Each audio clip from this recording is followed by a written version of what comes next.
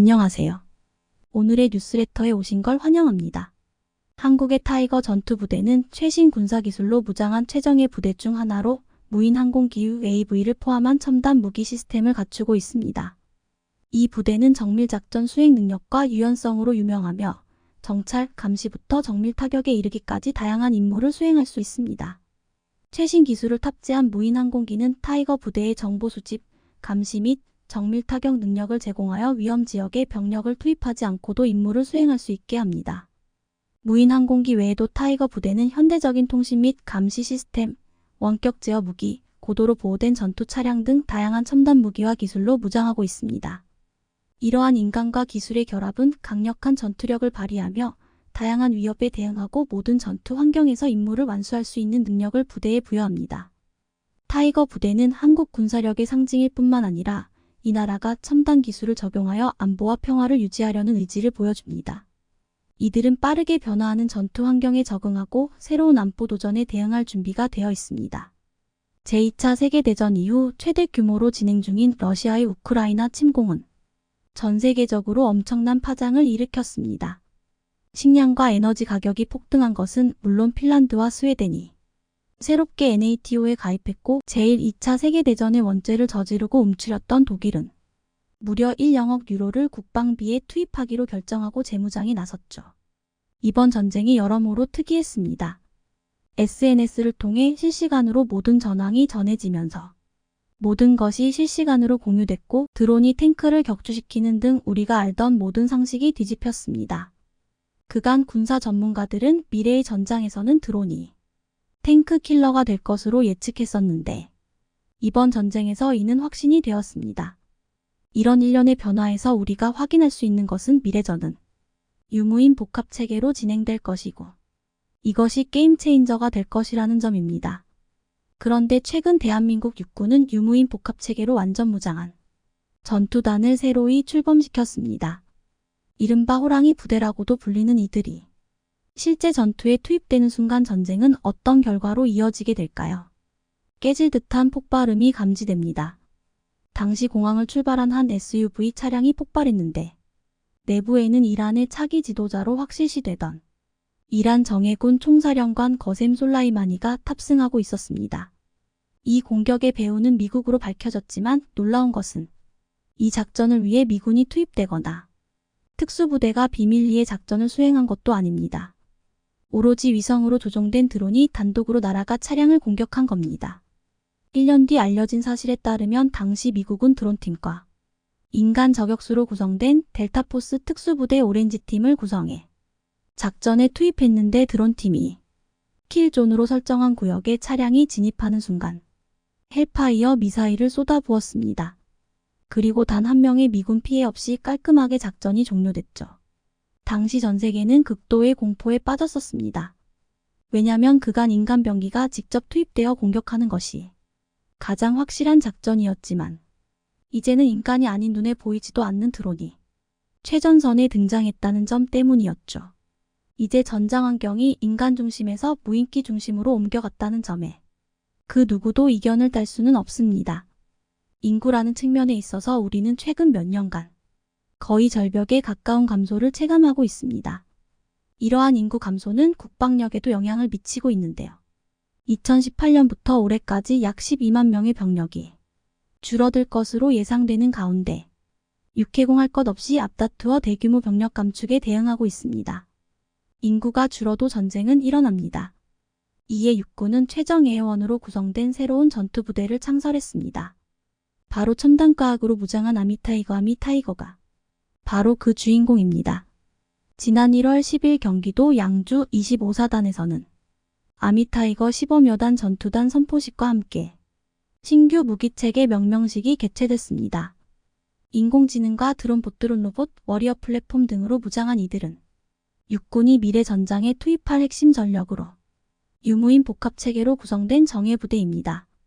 특히 육군이 한개 보병여단 전체를 시범부대로 지정한 것은 이번이 처음인데 시뮬레이션 결과 아미타이거를 운용할 경우 기동속도는 20배, 표적식별은 4배, 적군에 대한 피해는 2배 이상 증가한 것으로 알려졌습니다. 육군은 2025년까지 아미타이거 부대를 100개로 늘리고 2040년에는 모든 전투여단을 아미타이거 부대로 변모시킨다는 목표를 내걸었는데요. 아미타이거가 내세운 목표는 크게 세 가지인데 차륜형 장갑차와 소형 전술 차량 등 기동 플랫폼으로 모든 병사가 빠르게 전장을 누비는 기동화, 전투원과 드론봇 전투체계, 워리어 플랫폼 등 모든 전투체계가 네트워크로 연결되는 네트워크와 인공지능 AI가 상황을 판단하고 결정하는 지능화인데요. 쉽게 말해 아미타이거는 첨단 기술로 무장한 미래의 전투부대로 워리어 플랫폼을 착용한 전투원이 드론봇과 함께 전장을 누비며 높은 전투력을 발휘하는 지상군 부대죠. 사실 과학기술의 발전과 전 세계적인 인구 감소 트렌드는 전쟁의 양상을 바꿔버렸고 현 시점에서 유무인 복합체계는 미래 전쟁의 게임 체인저로 주목받고 있고 한국 육군 역시 이 트렌드에 따라 아미타이거를 출범했습니다. 유무인 복합체계란 인간이 소형 전술 차량 등에 직접 탑승하고 조종하는 유인 플랫폼과 드롯, 로봇 등 무인 플랫폼을 통합 운영하는 무기체계를 말합니다. 전투원과 무인 플랫폼의 상호작용으로 전투 효율을 높이면서 인명피해는 최소화함으로써 생존성을 높일 수 있는데요. 그리고 아미타이거가 적용된 육군 최초의 기동화력 훈련이 지난 20일 포천 승진훈련장에서 펼쳐졌습니다. 전 세계 26개국에서 장성급 인사뿐 아니라 국방안보 방산 관계자, 주한대사 등등 각계 주요 인사를 초청해 진행된 이 훈련에는 무려 1,800명이 모여 관람했는데요. 현재 대한민국 군에서 가장 강력하다는 K9자주포, K2흑표 전차뿐 아니라 K21 장갑차, 현궁 등 23종 126대의 장비와 600여 명의 장병이 훈련에 참가했습니다. 코로나 이전까지 꾸준히 실시되던 기동화력 시범이지만 2018년 이후 4년 만에 열린 이 훈련에는 육군이 비밀리에 준비한 아미타이거 부대를 출전시켰습니다. 아미타이거가 대규모 훈련에 투입된 첫 사례인데요.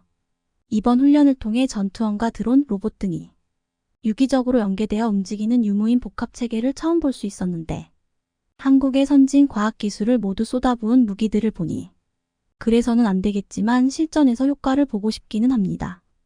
드론이 미사일을 발사하고 인간을 대신한 로봇 군단이 전장을 누비는 공상과학 속 미래 전투 장면은 머지않아 현실이 될 것이고 현재 전 세계는 빠르게 미래 전쟁에 대비하고 있습니다. 미국의 경우 국방부 주도로 인공지능 기반의 공중전 시뮬레이션 프로그램인 AC 프로젝트와 X-16A 그렘린 무인 비행기 프로그램을 개발했고 영국 및 독일 등 유럽 그리고 중국, 러시아도 자체적으로 유무인 복합체계를 개발하고 있죠.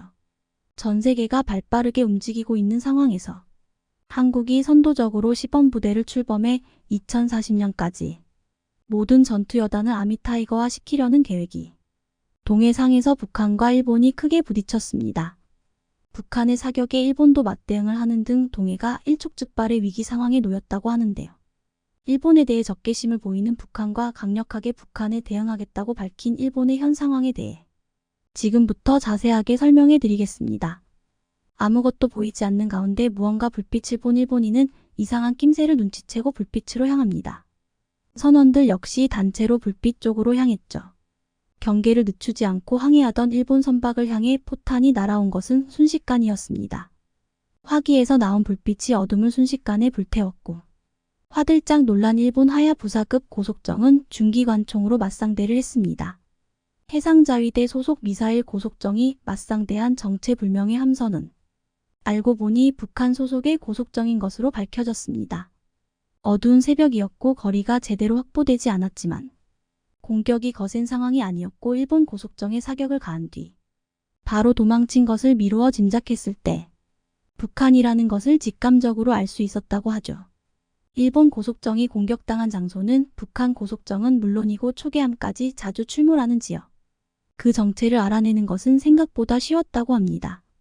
공격을 당한 곳은 바로 야마토다이 지역이었기 때문이죠. 대화태 영유권 주장 부쩍 강화한과 예견된 충돌.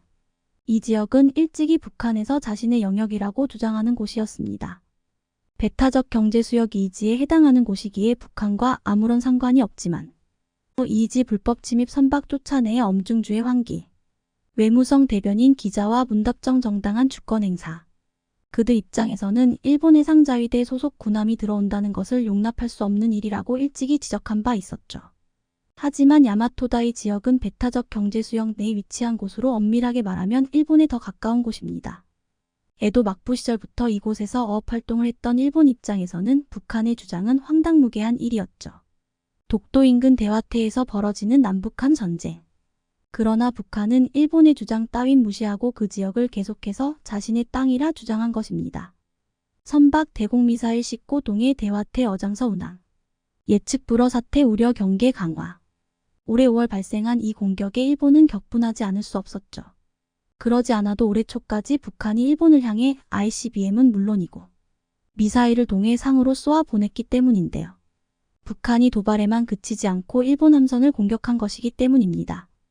일본 외무성 대변인은 이 소식을 긴급하게 보내며 일본 북한 무장 고속정 침입 항의, 일본 내에서 일어난 이번 행위에 대해 용납하기 어렵다고 발표.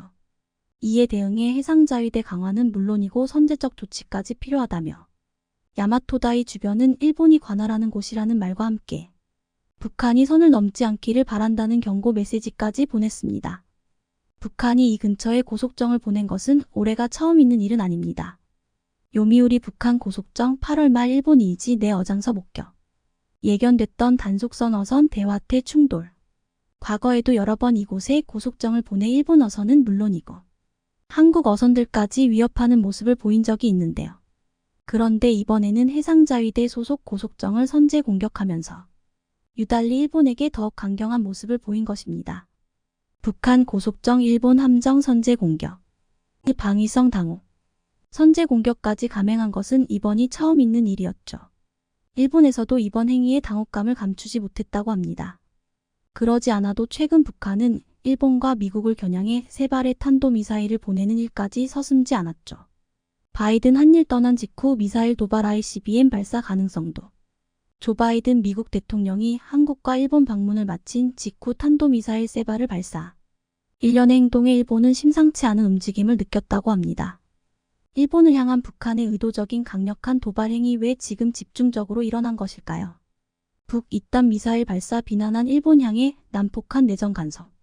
일본 프랑스 22회담에도 미국 추종하다 이제는 프랑스까지 끌어들여. 그 이유는 생각보다 복합적인 이유였습니다. 과거 일제강점기 시절 한국에 대해 역사 왜곡을 일삼은 일본을 북한 매체, 일본 사도광산 세계유산 등재 추진에 호환 무치. 남측 언론 일본 내 시민단체 주장 전하며 비판. 북한은 용서할 수 없는 짓이라 규정하며 한국보다 더 강경하게 일본의 행위를 비판하곤 했는데요. 최근 기시다 후미오 총리가 올라프 솔츠 총리에게 평화의 소녀상 철거 관련해서 요청한 사실이 퍼지자 기시다 독일 총리에게 소녀상 철거 요청했지만 반응 좋지 않아 상케이. 북한은 일본의 행동에 대해 야비한 행동이라며 원색적인 비난을 아끼지 않았습니다. 특히 일본군 성노예 문제는 평생토록 후대에 남겨야 할 천인공노한 범죄 행위라고 비난하며 인류의 수치소녀상 철거 요청에 분노하나. 이 사실에 대해 일본은 뼈를 깎는 사죄를 해야 한다고 주장했죠. 독도에 관해서도 자꾸 선을 넘으려고 하는 일본에 대해 북한은 원색적인 비난을 가했습니다. 북한 일본 다케시마의 날에 영토 강탈 광기 비난. 독도에 관해서도 자꾸 선을 넘으려고 하는 일본에 대해 북한은 원색적인 비난을 가했습니다. 일본 정부가 지정한 다케시마의 날 행사와 관련 일본의 독도 강탈 야망을 멈추고 억지 주장을 철회해야 할 것이라며 북한은 강도 높은 비난을 가했죠. 과거에 저질렀던 잘못에 대해 이를 숨기려고 하는 행동과 독도는 일본 땅 왜곡 강화 초등 교과서 검정 교과서 대다수 독도 일본 땅 역사 왜곡 더 심해져 끊임없이 역사 왜곡을 저지르려고 하는 것에 북한은 분노한 것이죠. 하지만 북한이 일본에 대해 최근 더욱 분노한 이유는 따로 있습니다. 바로 로카쇼무라 관련된 북한 핵에 대한 문제입니다. 2010년 지크프리트 해커 미국 스탠퍼드 대학 교수가 북한에 있는 영변 우라늄 농축시설을 방문했을 당시 불거졌던 문제인데요. 당시 북한이 소유한 기술로는 도저히 구현할 수 없는 P형 원심 분리기 모델이 있는 것을 발견한 해커 교수가 원심 분리기 의혹 증폭. 북한 측 관계자에게 질문한 일이 있었는데요. 이때 북한 측 기술자는 네덜란드의 알멜로와 로카쇼무라 시설을 모델로 만들었다는 주장을 펼쳤습니다. 전략물자 통제 문제 3던 이북 핵미사일 물품 다수 일본 제품. 북한 미사일 개발에 사용된 일본산 레이더 기중기 등 확인. 이 소식이 알려지면서 북한과 일본 사이의 모종의 관계가 부각되었습니다. 일본이 북한 핵 건조의 상당 부분의 기술력을 지원한 것이 아니냐는 의구심이 일어났죠.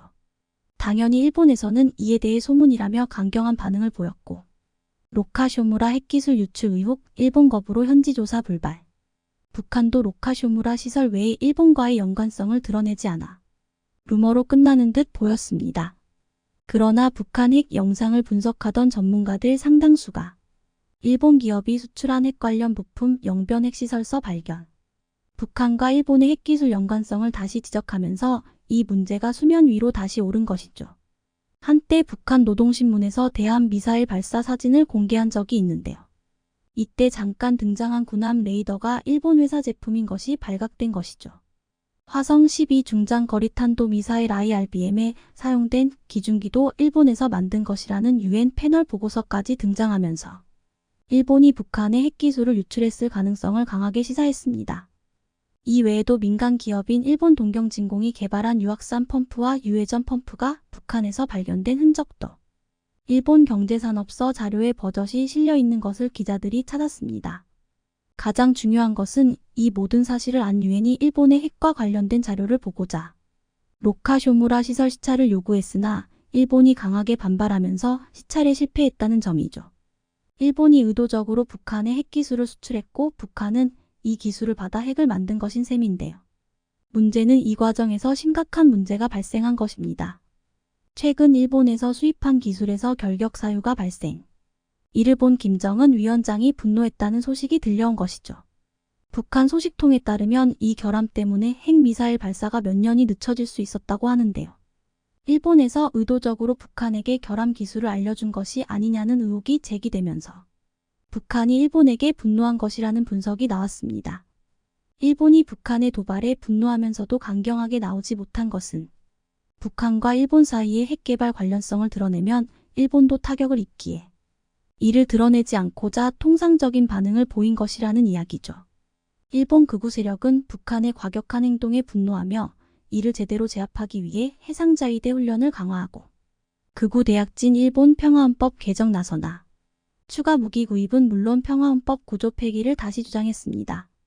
극우파의 준동과 더불어 아베 전 총리 세력도 아베 재차 평화헌법 개정 의지, 다시금 평화헌법 폐지와 더불어 병력 강화에 대한 목소리를 높였습니다. 특히 이번 바이든 대통령의 방위를 긍정적으로 평가한 일본 내부에서는 이제 병력 강화를 위해 본격적으로 일본이 나설 때라고 밝혔죠. 일본 오사카서 패트리언 미사일 훈련. 실제로 이번 회담의 주요 결과로 꼽히는 일이 바이든 대만 공격받을 땐 군사 개입 군비 증강도 지지. 첫 대면 정상회담. 일본의 군비 증강에 대해 미국의 동의를 이끌어냈다는 점인데요. 중국을 견제하기 위한 목적이지만 동시에 북한을 견제하고자 하는 미국의 의사도 반영된 것으로 보입니다. ICBM 도발 방공식별구역 침범 더 거세질러 동시 위협. 집권 자민당은 5년 내 국내 총생산의 2% 이상으로 자민당 5년 내 방위비 GDP 1% 증액 정부에 제한키로. 적기지 공격 능력은 기지로 한정하지 않고 지휘 통제 기능도 포함. 방위비를 증액하자고 정부에 제안하면서 이에 호응하는 모습을 보였죠. 기시다 후미오 총리 입장에서는 굉장히 난감한 상황입니다. 기시다 적기지 공격 능력 평화헌법 안에서 추진. 평화헌법을 지켜야 한다고 이야기하면서 군비 증축과 관련해 아베 전 총리 세력과는 다른 목소리를 냈으나 지속적인 북한의 공격 때문에 군비 증강에 힘이 실렸기 때문이죠. 게다가 북한과 뒤에서 몰래 맺었던 핵 관련 기술 전달이 자칫 잘못하면 수면 위로 드러날 수 있기에 조심스러운 입장. 기시다 후미오 입장에서는 강경한 입장을 보이기도 애매하고 자신의 정치적 입지를 생각한다면 군비 증강에 반대할 수도 없죠. 기시다 후미오 정권과 관계없이 자민당 정권에서는 해상자위대 주력 함선을 북한 쪽에 보내야 한다고 주장하는 상황. 북한도 이에 맞서 미사일을 쏘겠다며 가만히 있질 않겠다고 하는데요. 한국-일본 핵미사일 위협 대응 강화. 갈등 수위가 점점 높아지는 가운데 골이 깊어진 북한과 일본 사이가 과연 봉합될 수 있을까요? 한국이 중간자적 위치에서 동아시아의 평화를 이끌어낼 수 있길 기원해 보겠습니다. 국산 전투기인 KF-21 보라매가 전투용 적합 잠정 판정을 받아 사업 구상 20여 년 만에 드디어 양산을 눈앞에 두고 있습니다. KF-21 보라매는 2021년 4월 CJ 1호기 출고 이후 지상시험을 통해 내구성, 소음 및 진동, 구조 건전성을 검증하고 있는데요.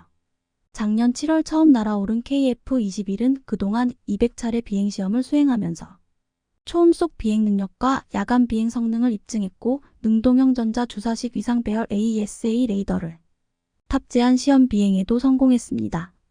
CJ 2호기는 지난달 비행 중 AIM-2000 단거리 공대공 미사일 시험탄을 분리하는 시험도 통과했습니다. 이처럼 지난 2년간 여러 가지 시험을 통해 항공기의 속도, 전투행동 반경, 이착륙 거리 등 260여 개 시험 항목에 대한 검증을 마친 KF-21 보라매는 2026년 전투용 적합 최종 판정을 받은 뒤 공군에 인도할 계획입니다.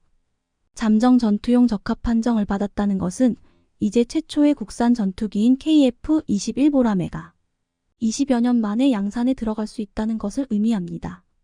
그리고 예상보다 빠른 양산 추진에 인도네시아는 더욱 공지에 몰리게 되었습니다. 인도네시아는 KF-21의 공동개발국으로 이름이 올라가 있습니다. 연체 중인 분담금을 납부하면 KF-21 CJ 5호기 일대와 각종 기술 자료를.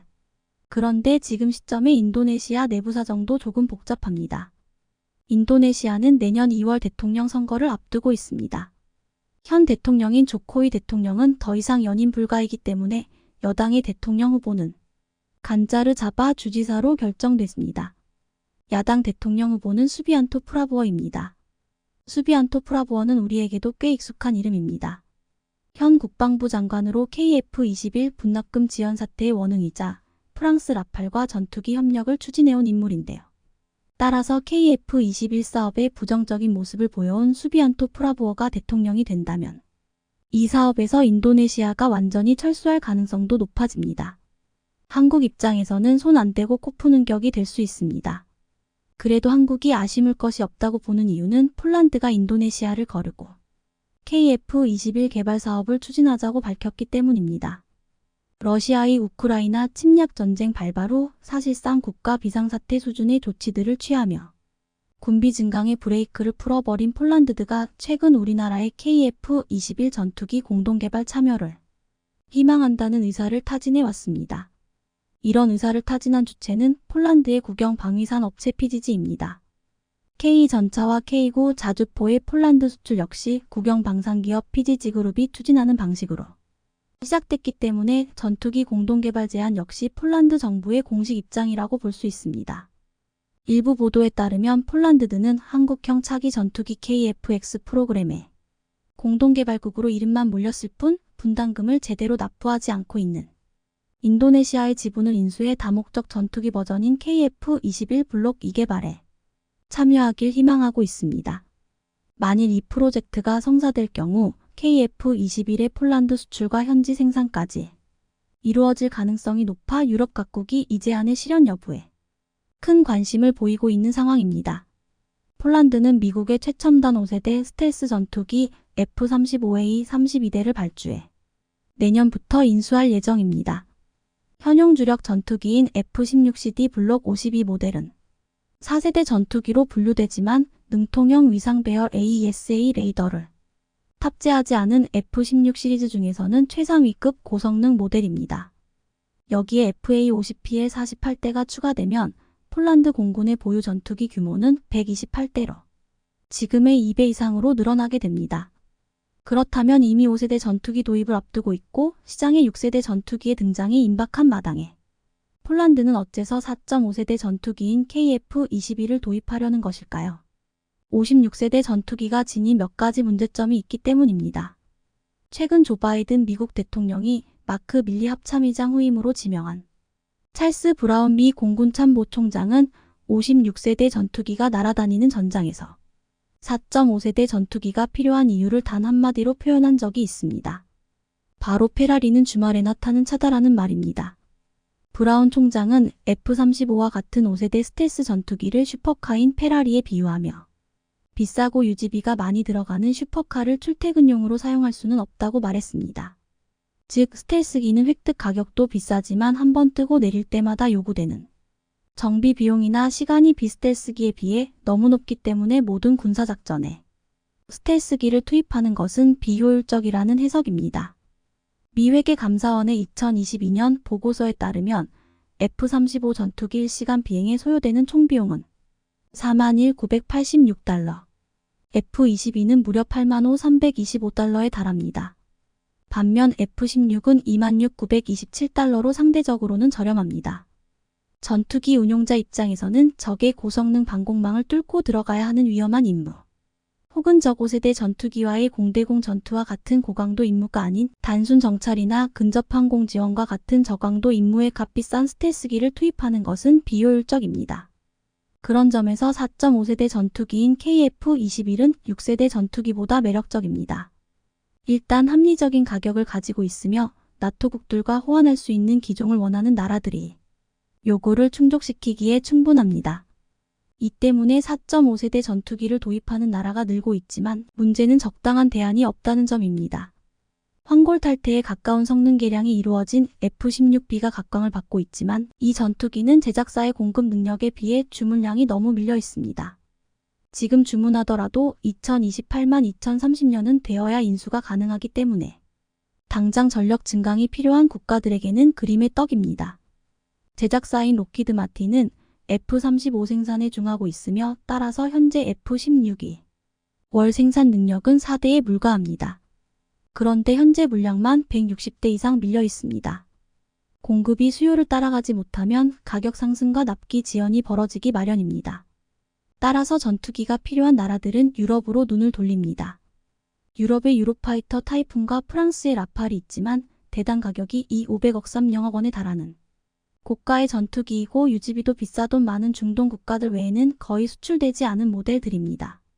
제재 대상국인 중국과 러시아 모델을 제외하면 고려할 수 있는 전투기는 스웨덴의 JAS-39EF 그리펜 NG 정도인데 그리펜 NG는 기존 그리펜에서 그리펜 NG로 성능을 개량하면서 시장 경쟁력을 완전히 잃었습니다. 상황이 이렇다 보니 나토 호환이 되는 기종이면서 미국 유럽의 제재로부터 자유롭고 성능이 어느 정도 보장되면서 합리적인 가격을 가진 전투기는 바로 한국의 KF-21이 유일합니다. KF-21은 애초에 55.5세대 전투기로의 진화를 염두에 두고 설계됐기 때문에 F-16이나 유로파이터 타이푼, 라팔과 같은 4.5세대 전투기를 크게 상회하는 성능을 갖고 있습니다. 레이더 반사 면적이 작아 생존성이 우수하고 탑재 센서와 무장 역시 세계 최정상급 제품군이 들어갑니다. 현재 계획 중인 물록산 모델은 아예 F-35처럼 내부 무장이 가능하고 무인 전투기와 연동이 가능한 5.5세대 이상급으로 만들어질 예정입니다. 성능이 좋은데 가격도 저렴하고 양산을 코앞에 두고 있으니 이보다 매력적인 모델은 없습니다. KF-21 가격조차 부담된다면 한국에는 FA-50이라는 대안도 있습니다. 최근 폴란드와 말레이시아에서 연이어 수주에 성공한 FA-50은 우리 공군의 현용 FA-50과 달리 대대적인 성능 개량을 가한 블록 20 모델입니다. 한국산 또는 미국산 AESA 레이더를 선택할 수 있고 중단거리 공대공 미사일은 물론 JDAM 합통직격탄과 같은 정밀 유도폭탄과 한국형 타우러스 등 장거리 타격 무장도 탑재됩니다. 공중급유까지 가능하지만 가격은 전투기와 무장 군수 지원 옵션을 포함해 700억 원이 채 되지 않습니다. 이래서 FA-50은 내년부터 시작하는 미 공군 고등전술 훈련기 사업 ATT 280대, 미 해군 고등훈련기 사업 UJTS 200대, 가상적기 사업 TSA 64대에서 FA-50 사양의 TF-50과 T-50어가 가장 유력한 후보로 거론되고 있습니다. 이처럼 한국은 합리적인 가격의 나토 호환성까지 갖춘 차세대 전투기 KF-21과 FA-50까지 갖고 있어 상대적으로 여유롭습니다. 더구나 KF-21에 대해서는 현재 폴란드가 분담금을 지급하는 이야기까지 나오고 있기 때문에 더 이상 한국은 인도네시아에 아쉬울 것이 없는 상황입니다. 이런 복잡한 상황 속에서 인도네시아 대통령 선거가 약 10개월 앞으로 다가왔습니다. 현재 여론조사에 따르면 지지율 상위 3명에 대한 대선 가상 대결 결과 간자르 주지사의 지지율은 26.9%로 2위를 기록했고 반면 KF-21 사업에 대해 부정적인 태도를 보여온 프라보어 수비안토의 지지율은 1위를 기록 중입니다. 간자르 주지사 프라보어 수비안토 누가 인도네시아의 차기 대권을 거머쥐느냐에 따라 한국과의 차세대 전투기 개발 사업을 어떻게 진행시킬지도 결정될 텐데요. 또한 인도네시아 대선은 내년 2월이기 때문에 그 전에 한국은 인도네시아를 손절하고 폴란드에 분명한 사실은 폴란드가 한국의 차세대 전투기 사업에 적극적인 관심을 보임에 따라 전 세계적으로 유명한 기업인 애플, 중국과 유달리 친한 모습을 보였던 애플의 추악한 진실이 최근 밝혀졌는데요. 이 사실이 밝혀지면서 애플에게 위기가 닥쳐왔습니다. 자칫 잘못하면 애플이 파산할 수도 있는 상황. 주요 거점에 자리 잡은 애플 매장에서 철거 움직임이 보인다고 하죠. 반면 삼성전자는 애플보다 미국 정부의 지지를 받으며 승승장구하고 있는데요. 애플이 파산하면 삼성전자가 애플을 인수할 수도 있다고 합니다. 희비가 갈리는 애플과 삼성. 급박하게 돌아가는 IT 업계에 대한 소식을 지금부터 알려드리겠습니다.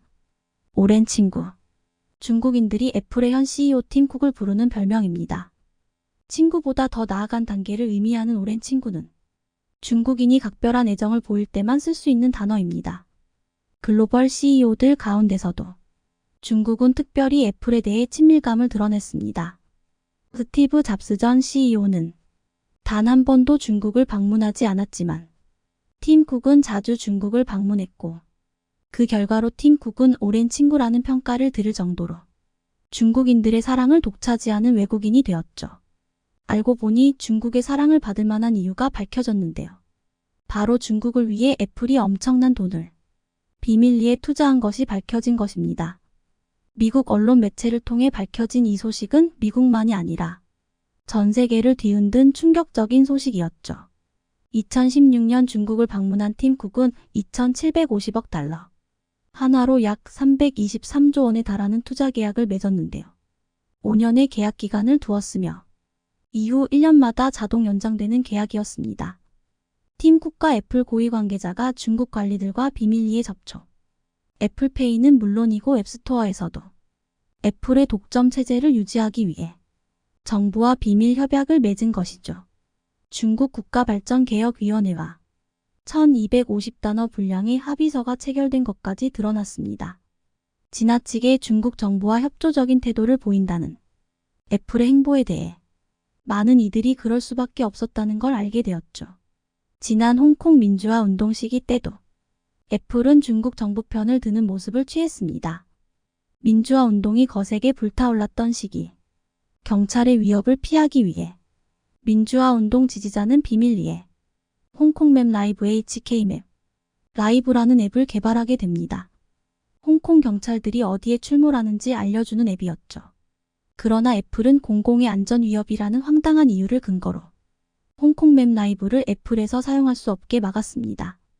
홍콩맵 라이브를 중국의 관영 언론인 인민일보가 비판한 직후 벌어진 일이라 애플이 중국 정부에 충실한 개가 되었다는 비난이 속출했죠. 하지만 애플은 홍콩맵 라이브 삭제 방침을 끝까지 고수했고 압도적인 시장 위치로 반발하는 세력들의 목소리를 듣지 않았습니다. 이러한 행동의 뒤에는 중국 시장이 있었던 것이 드러난 것입니다. 달콤했던 중국 돈을 애플은 포기할 수 없었던 것이죠. 팀 쿡 CEO가 스티브 잡스 뒤를 이어 성공 가도를 달리고 애플을 최고의 기업으로 만든 것도 중국과 관련이 있습니다. 그는 2011년 첫 해외 방문지로 중국을 선택하며 2년을 이어갔죠. 그는 알려진 것만 해도 9번이 넘도록 중국 출장을 빈번하게 다녔습니다. 중국 정부의 초청을 받아 중국 고위 관료들과 만남을 이어가며 중국 지역 정부의 당 서기들과 만나며 애플의 영향력을 확대하기 위해 노력했죠. 상하이의 시위원회 서기는 애플은 혁신의 대명사이자 가장 인상 깊은 기업이라는 평가를 남길 정도로 중국 전통을 누구보다도 성실하게 따랐습니다.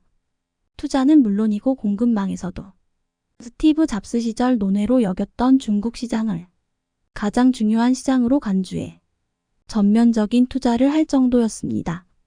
베이징에 애플 R&D 센터를 지었고 이어 상하이와 수저우도 지을 예정이죠. 애플 생산 라인을 중국 해안 도시로 옮기는 일도 서슴지 않았습니다. 그 결과는 놀라웠습니다. 애플은 중국 시장에서 독점적인 위치에 올랐고 성장을 거듭한 끝에 올해 말 시가총액 2조 8,080억 달러를 기록했습니다. 전 세계 시가총액 1위를 달성한 애플이 시가총액 3조를 넘는 지가 초미의 관심사였죠. 그렇기에 중국에 대한 세계 각국의 비난이 있어도 애플은 꿋꿋하게 중국과 손을 잡았고 미국 정부의 비난을 감수하는 모습까지 보였습니다. 게다가 중국 스타트업에 막대한 돈을 투자하는 모습까지 보였죠. 미국 기업임에도 불구하고 누구보다도 중국과 가깝게 지냈죠. 이를 못마땅하게 바라본 미국 정부는 애플에게 여러 번 경고를 남겼고 미중 갈등이 깊어지면서 더는 애플을 봐줄 수 없게 된 미국 정부는 애플에게 최후 통첩을 날리게 됩니다. 미국 캘리포니아 주 오클랜드 연방법원은 앱 이용자들에게 인앱인 앱 결제 방식을 제공하는 걸 막은 애플의 금지 조치가 반경쟁적이라 판결. 개발자들이 앱의 외부 결제용 링크를 넣도록 허용하라는 판결을 내렸죠. 아이폰 유저들은 앱을 이용하려면 애플의 앱스토어를 무조건 이용해야만 합니다. 결제 역시도 애플의 결제 방식을 따라야 했고 독점적 위치를 누린 애플은 앱에 과중한 수수료를 부과하며 부당한 이득을 챙겼습니다. 이에 불만을 품은 미국의 게임사인 에픽게임스는 애플의 행위를 반독점 행위라 비난. 법원에 진정을 넣었고 오랜 실랑이 끝에 미 법원은 에픽게임스의 손을 들어주었습니다. 사실 이번 결정을 내릴 수 있었던 것은 한국에 영향이 없지 않습니다. 한국은 전 세계 최초로 구글 갑질 방지법을 세계 최초로 시행하면서 반독점적 행위를 저지르고 있는 플랫폼 기업인 구글과 애플을 향해 규제의 칼을 뽑았죠. 미국 연방법원 역시 한국의 판결에 동의하며 애플에게 제재를 가한 것입니다. 당연히 애플은 이에 반발하며 항소를 한 상황. 하지만 미국은 애플을 제재해야 한다는 생각을 품고 있었고 이를 위해 반독점법이라는 칼을 꺼내들며 애플을 향해 위협한 것입니다. 미국 법 체계에서 반독점법은 굉장히 강력한 법 조항으로 전통적으로 미국은 어떤 기업이 독점하는 것을 극도로 경계했습니다. 이 법이 시행되기라도 하면 어떤 기업도 한순간에 여러 기업으로 분리됩니다. 석유왕 록펠러가 세운 스탠더드 오일은 이 반독점법에 의해 희생된 기업으로 유명하죠. 미국은 물론이고 전 세계적으로 영향력을 끼쳤던 스탠더드 오일은 석유를 기반으로 각종 사업들을 흡수합병한 끝에 거대 기업으로 발전하게 됩니다. 석유와 상관없는 각종 계열사를 거느리는 기업으로 거듭나게 되었죠. 스탠더드 오일이 가장 강력했을 때는 미국 석유 시장의 88%를 차지할 정도였습니다. 이에 미국은 반독점법을 발동해 스탠더드 오일의 철퇴를 내리게 됩니다. 결국 34개의 기업으로 쪼개지며 강력했던 기업은 한순간에 몰락하게 됩니다. 방송산업을 독점했던 MBC도 반독점법의 철퇴에 자유롭지 못했죠. 그러지 않아도 IT 기업들의 행동에 대해 불만을 품었던 미국 정부가 중국과 친하게 지내는 애플을 곱게 볼 이유가 없는 것이죠. 그렇기에 이번 독점을 견제하는 판결 역시 나올 수 있었던 것입니다. 적극적으로 미국 정부가 나서면 애플은 순식간에 파산할 수도 있는 상황이죠. 반독점법에 걸린다면 애플은 무수히 많은 회사들로 쪼개져 이전과 같은 영광을 누리지 못할 가능성이 높습니다. 미국만이 아니라 유럽도 최근 애플 견제에 나서며 애플의 목줄을 쥐고 있습니다. 유럽연합 집행위원회 마르그레테 베스타게르 위원은 애플은 앱스토어라는 플랫폼을 악용 경쟁 음악 스트리밍 업체에 불이익을 주며 경쟁 구조를 왜곡한 혐의를 받고 있다고 주장하며 유럽의 독점금지법을 심각하게 위반하는 행위라고 비난했습니다. 만약 유럽연합의 결정이 내려진다면 매출의 10%를 벌금으로 내야 할 수 있습니다. 추정액만 따져보면 30조 원에 달하는 금액을 지불해야 하는 것이죠. 애플은 당연히 유럽연합의 결정에 이의를 제기한 상태입니다. 그러나 여론은 애플의 독점에 호의적이지 않죠. 더군다나 중국과 친하게 지내는 것을 유럽 국가들도 좋게 보지 않는 상황. 애플은 스스로 위기를 초래한 것입니다. 반면 애플의 경쟁자인 삼성은 미국 정부의 지지를 받으며 시장 독점적 위치를 유지하는 것을 넘어 애플까지도 넘볼 수 있게 되었습니다. 이재용 삼성전자 부회장은 백악관 주요 관계자들과 만나 미국 테일러시의 삼성전자 반도체 공장을 짓기로 협의를 마쳤죠. 테일러시는 삼성전자를 끌어들이기 위해 파격적인 인센티브를 제안했는데요.